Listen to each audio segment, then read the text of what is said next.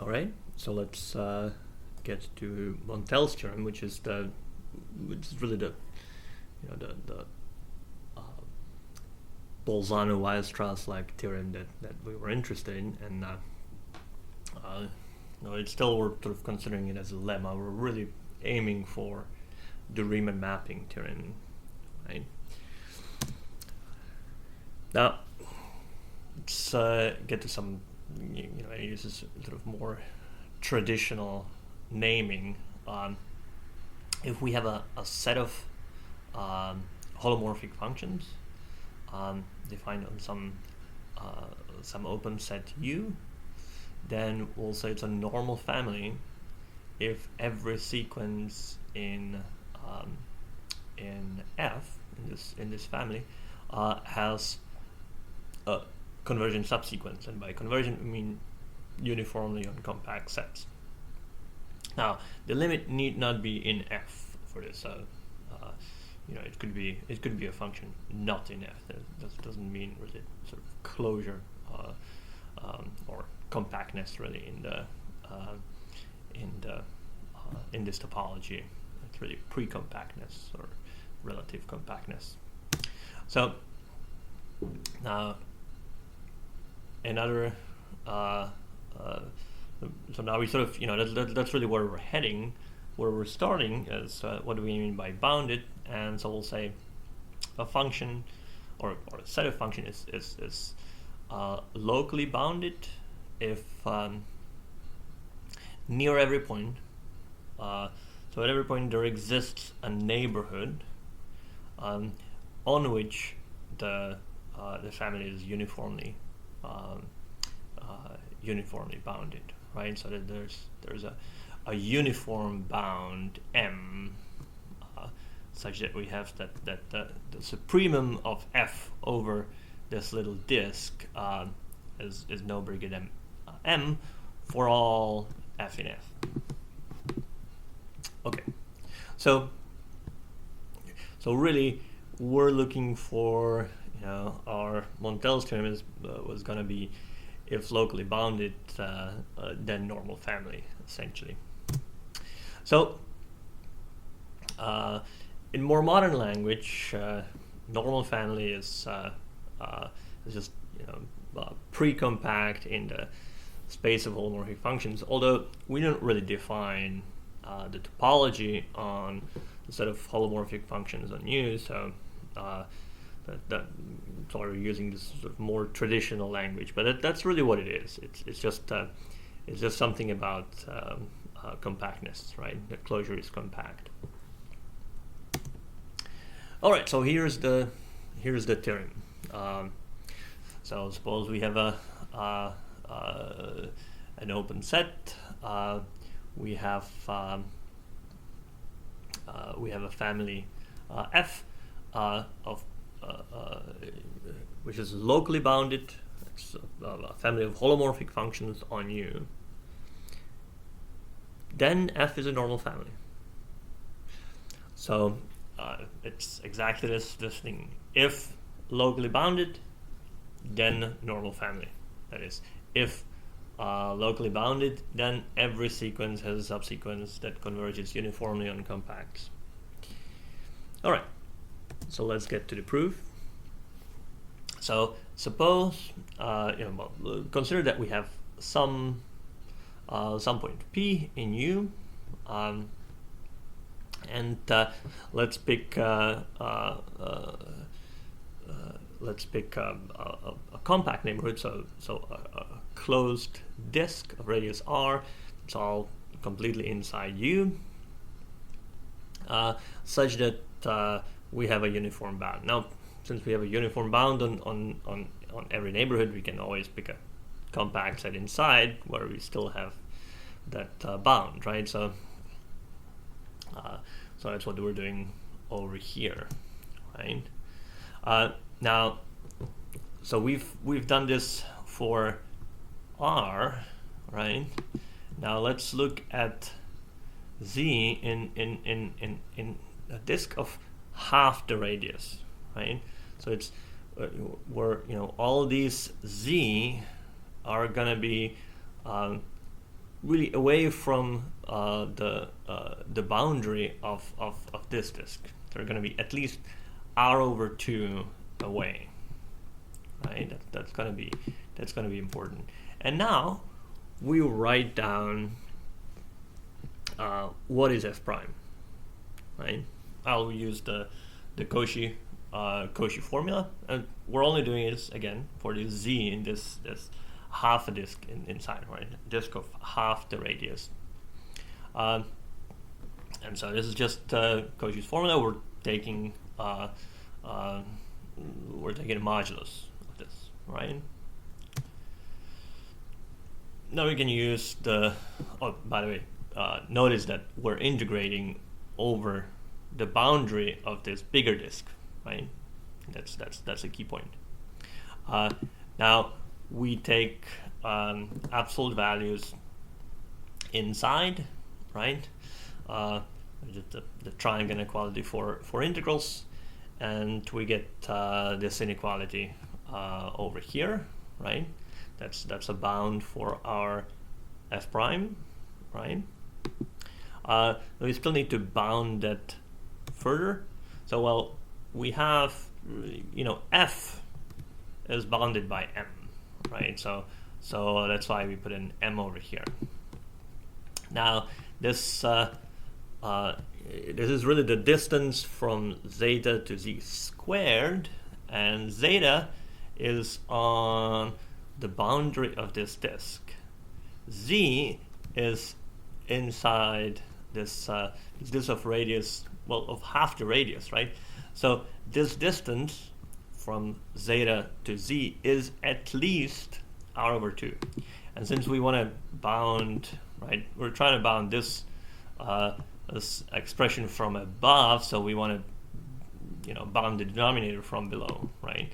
And that's where this r/2 comes in, right? And it's squared because we're squaring it. All right. So now this is this is just a constant that we're integrating. So after all the dust clears, it's this, right? So we have a bound, and notice that it depends on it has m. M did not depend on f, right? Because this was an m that worked for all f in the family, and r again did not depend on f. I mean, m really does depend on the r, but it does not depend on f. We just know that there is a small enough disk where we will be bounded like this, right? For all f in f. So this is independent of f, right? And we have it in this small disk, right? All right. So let's look at we have this p, and we look at f of z, right? How does f from p, if we go from p to z, how does f change, right? So this is what we're interested in. How can how bad is how quickly is f sort of growing, right? And we're trying to get a bound for this independent on the f, right? Now, f of p, well, p is fixed, so this is just constant. It's not important, but we're really interested in somehow figuring out what f of z is, and the way that we're going to do it, we replace f of z with, well, using the fundamental theorem of calculus. This is the fundamental theorem of calculus for path integrals, right? We integrate the derivative, right, along. Here we're doing it along the straight line from p to z, right? And we add f at p, right? And so this is just f of z, right? Now if we do this, the f of p cancels out, right? And we just get we just really get the modulus of this guy, and we can bound it by just again taking the absolute value, the modulus inside the integral. And well, now we know what what's the bound on the derivative, right? Because this zeta lives on this line from P to Z. Z is in this disk, P is the center, so the entire line is also in this disk, right? So therefore, we do have this bound, so we can replace the modulus of f prime and zeta with 4m divided by r, and so it's just an integral over integral of a constant, right? Or we're bounding it by an integral of the constant, so then we get the length of this line, which is just z minus p. So what does this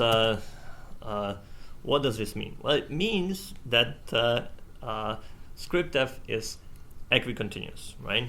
This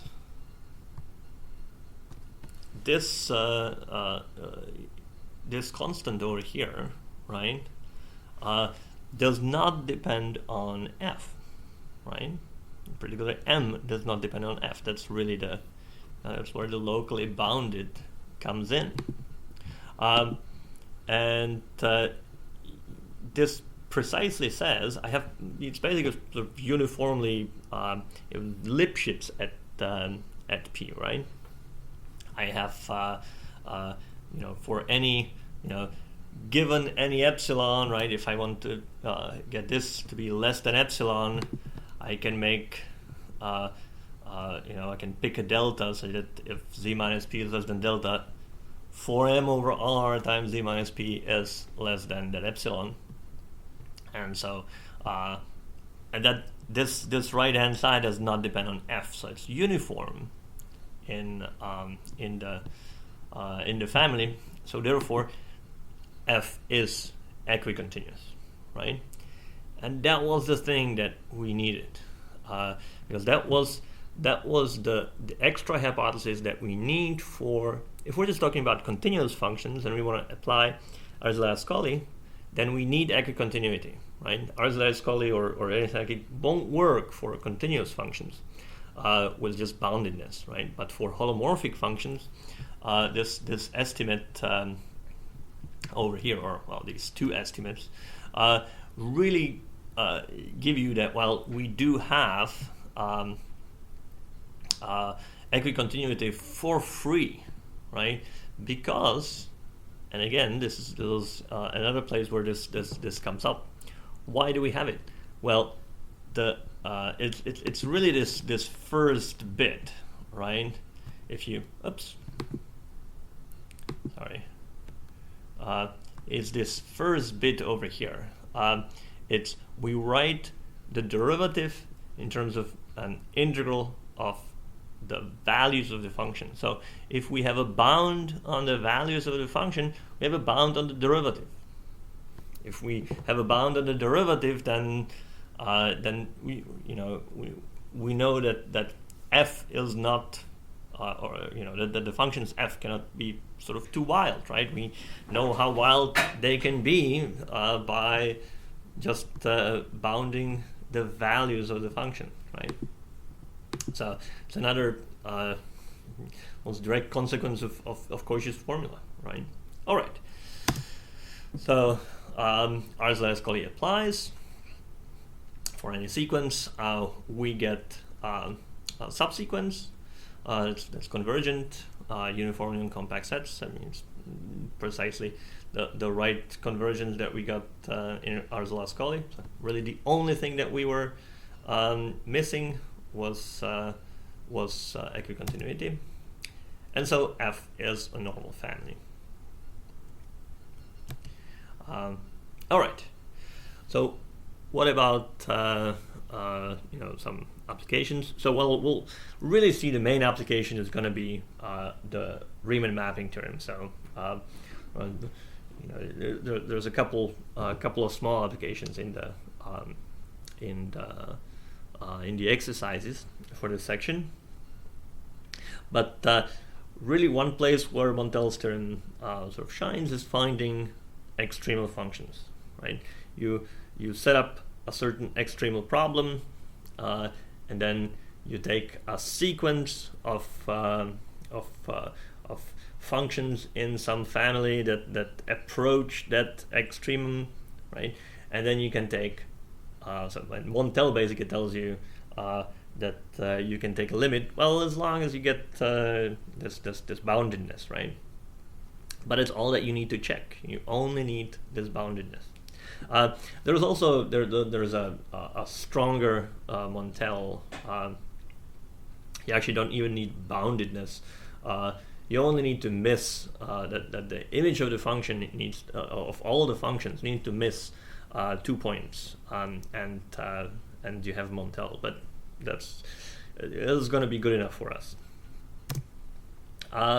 So, for example, the Riemann mapping theorem is one of these extremal problems, and the way it's solved is that really interested in finding. We have the Riemann mapping theorem basically says that a simply connected domain in C that is not the entire complex plane is biholomorphic to the unit disk, and the way that you do it is you pick some point that you map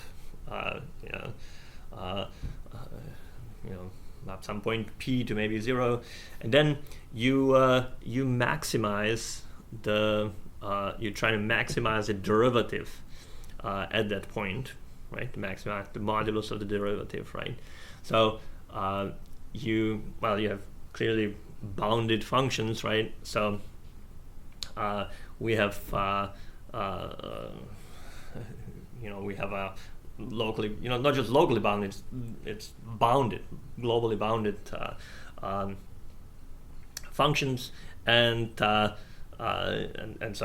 if you take a sequence where the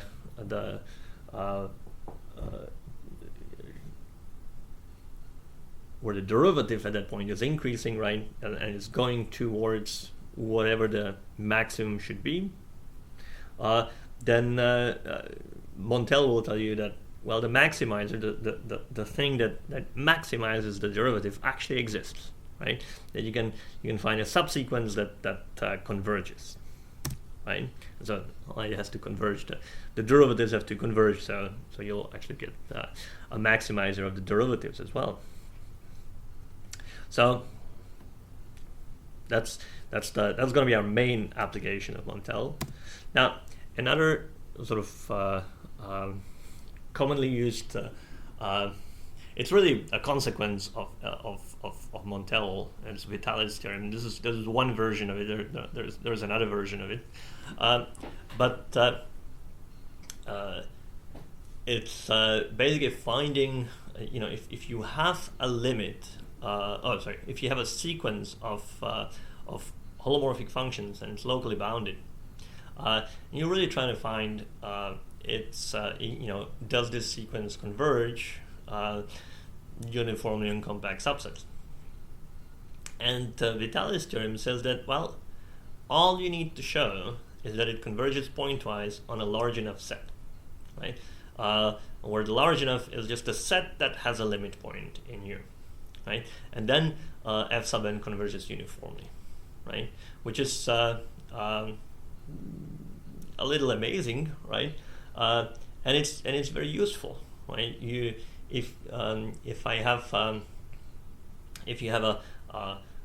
you're trying to define some function as a limit, you're trying to show that maybe some improper integral exists, or something like that, and you want to figure out what the limiting function is. Well, you only need to check pointwise convergence on some large enough set of points. I mean, it could just be a countable set of points, right? And suddenly you get to not only pointwise convergence everywhere, you're gonna get uniform convergence on compact sets in all of U, right? And it's the thing is again it's not it's not too difficult to do, right? Just take I mean the proof is an exercise, but here's a hint. Basically what you do is you first show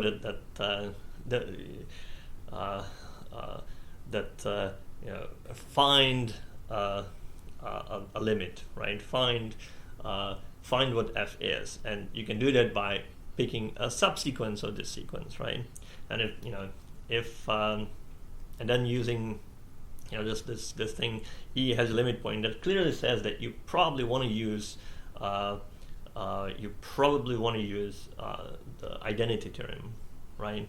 So yes, right. So you're gonna get Montel is gonna give you what the limit should be.